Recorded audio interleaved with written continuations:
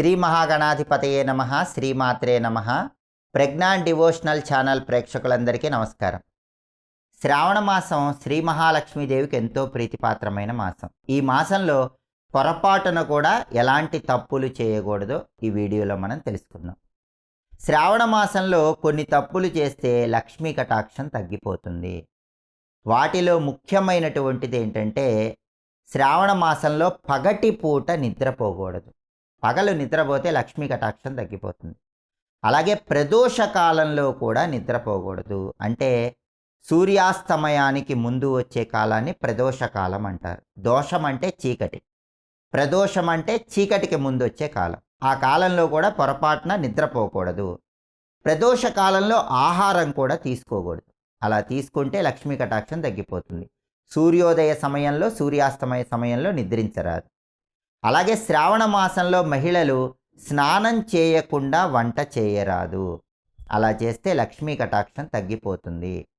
అలాగే మహిళలు తప్పనిసరిగా మట్టి గాజులు శ్రావణ మాసంలో ధరించాలి.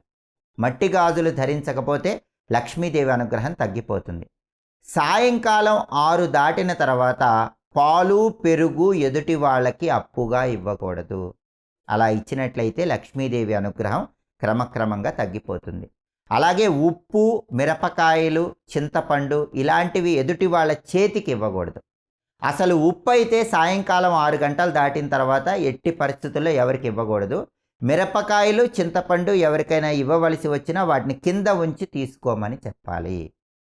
అలాగే శ్రావణ మాసంలో లక్ష్మీదేవి అనుగ్రహం కలగాలంటే, లక్ష్మీదేవి ఆగ్రహానికి గురి కాకుండా ఉండాలంటే చీకటి గదిలో ఎట్టి పరిస్థితుల్లో ఆహారం తీసుకోకూడదు.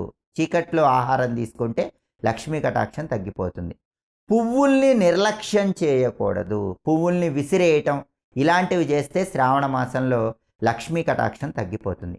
గడపకి కాలు తాకకూడదు. మనం ఇంట్లోకి ప్రవేశించేటప్పుడు కానీ, ఇంటి నుంచి బయటకు వచ్చేటప్పుడు కానీ పొరపాటున కూడా గడపకి కాలు తాకకుండా చూసుకోవాలి. అలా తాకినట్లయితే లక్ష్మీదేవి అనుగ్రహం తగ్గిపోతుంది. అలాగే శ్రావణ మాసంలో నీటిని వృధా చేయకూడదు. అనవసరంగా నీళ్లు వృధా చేసినట్లయితే ఈ శ్రావణ మాసంలో లక్ష్మీదేవి అనుగ్రహం మొత్తం కూడా తగ్గిపోతుంది. ఈ ప్రత్యేకమైన జాగ్రత్తలు తీసుకోవాలి. అలాగే శ్రావణ మాసంలో లక్ష్మీ కటాక్షం సంపూర్ణంగా కలగాలంటే పూజ గదిని ఎప్పుడూ శుభ్రంగా ఉంచుకోవాలి. అంటే పూజా మందిరంలో కొండెక్కినటువంటి దీపంలో ఉన్నటువంటి ఒత్తులు కానీ, ముందు రోజు పువ్వులు కానీ అలాంటివేవి కూడా పూజా మందిరంలో ఉండకుండా జాగ్రత్తగా చూసుకోవాలి. అలాగే స్నానాల గది శుభ్రంగా ఉండేలాగా చూసుకోవాలి. శ్రీ మహావిష్ణువు నారములలో, జలములలో ఉంటాడు. అందుకే ఆయన్ని నారాయణుడు అంటారు. నారాయణుడికి ఇష్టమైనటువంటి మాసం శ్రావణ మాసం. అందుకే లక్ష్మీదేవి కూడా ఇష్టం. కాబట్టి స్నానాల గది శుభ్రంగా లేకపోయినా విడిచిన వస్త్రాలు స్నానాల గదిలోనే ఉన్న లక్ష్మీదేవి అనుగ్రహం తగ్గిపోతుంది. అలాగే తడి వస్త్రాలు స్నానాల గదిలో ఉండిపోయినా కూడా లక్ష్మీదేవి అనుగ్రహం అనేది తగ్గిపోతుంది. సాయంత్రం 6 దాటిన తర్వాత శ్రావణ మాసంలో ఎట్టి పరిస్థితుల్లో నూనె కొనకూడదు.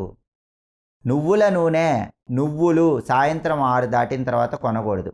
సూది కానీ, పిన్నిస్ కానీ ఇలాంటివి కూడా పొరపాటున కూడా కొనకూడదు. లోహపు వస్తువులేవి కూడా శ్రావణ మాసంలో సాయంత్రం 6 దాటిన తర్వాత కొనకూడదు. అలా కొన్నట్లయితే లక్ష్మీదేవి అనుగ్రహం తగ్గిపోతుంది. అన్నాన్ని నిర్లక్ష్యం చేయకూడదు. అన్నాన్ని విసిరేయటం, అన్నం తినేటప్పుడు కోపంగా మాట్లాడటం, విసుక్కోవటం ఇలాంటివి శ్రావణ మాసంలో చేస్తే లక్ష్మీదేవి అనుగ్రహం తగ్గిపోతుంది. అలాగే శ్రావణ మాసంలో పెద్దల మాటను నిర్లక్ష్యం చేయరాదు. పెద్దలను గౌరవం లేకుండా మాట్లాడకూడదు. అలా చేసినా కూడా లక్ష్మీదేవి అనుగ్రహం తగ్గిపోతుంది. కాబట్టి ఈ ప్రత్యేకమైనటువంటి సూచనలు జాగ్రత్తగా పాటించాలి. లక్ష్మీదేవి పాలల్లో ఉంటుంది కాబట్టి సాధ్యమైనంత వరకు శ్రావణ మాసంలో పాలు విరిగిపోకుండా చూసుకోవాలి. శ్రావణ మాసంలో పాలు విరిగిపోతే లక్ష్మీదేవి అనుగ్రహం తగ్గిపోతుంది.